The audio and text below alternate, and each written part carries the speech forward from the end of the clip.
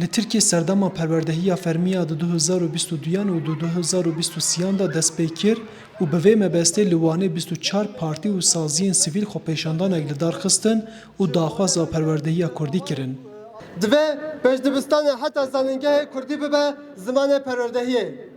Di xwepêşandanê de hatiyar kirin ku ji avakirina Komara Tirkiye vir ve an ku 99 salin milyonan zarokên Kurd tên asîmîlekirin û ji heme astên perwerdehiyê ji zimanê Kurdî bê partên hiştin.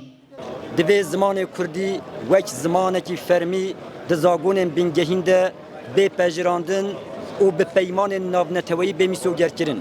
Ya duyan zimanê Kurdî jî wekî zimanê Farsî, zimanê Erebî, zimanê Tirkî, zimanê İngilîzî, Almanî û hemû zimanên cîhanê bibe zimanê perwerdehiyê.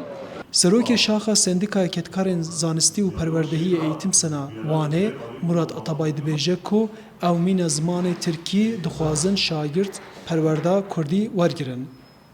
Her salî serê salî da em evê daxwaza xwe tîne ziman ji bo zimanê Kurdî bibe zimanekî fermî li zarokên Kurd ve zimanê xwe zikmakî perwerdehiyekî bibînin.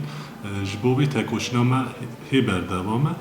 Li Tirkiye cara ewel wek fermî di encama hevdîtînên pêvajoya aşitiyê da di 2022 da dersên Kurdî wek dersên bijartî hat qebûl kirin.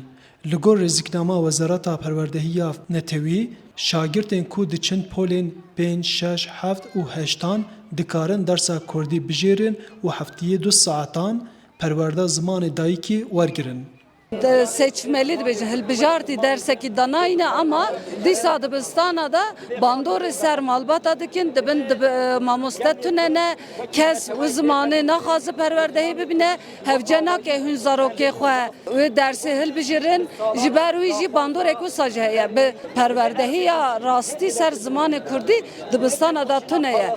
Divê bi ruhê seferberiyê ji bo parastin û pêşxistina zimanê Kurdî ya li her 4 milên Kurdistanê ji bo statûzekirina wê ji bo perwerdehiya bi Kurdî bi ruhê seferberiyê her roj 24 saeta her keliyê têkoşîneke bê navber bimeşînin li qadan bin, li kolanan bin, li meclîsê li her derê bibin têkoşerekî zimanê Kurdî. Li gor Enstitûya Kurdiya İsveçê, li Tirkiye serjimara Kurdan nêzî 3 milyonaya ku gelemperiya serjimara vî welatiya bi fermî 84 milyon e. Li gor Wikipediayê Kurdî bi 744,139 peyvan di nava zimanên ku herî dewlemend da di rêza nihan de ye. Arif Aslan, Dengê Amerîka, Wan.